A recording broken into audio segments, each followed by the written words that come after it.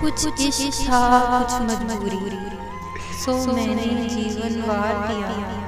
मैं कैसा जिंदा आदमी था, एक शख्स ने मुझको मार दिया।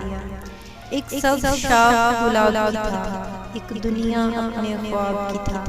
वो एक बहार जो आई नहीं, उसके लिए सब कुछ वार दिया।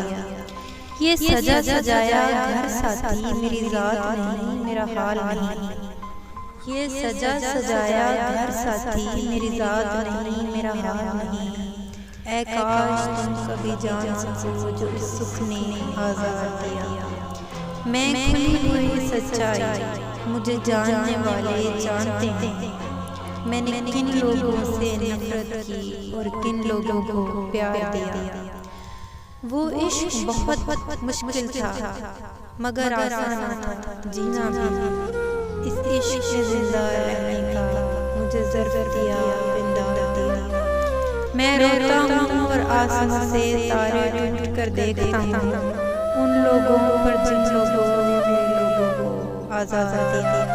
कुछ इश्क था।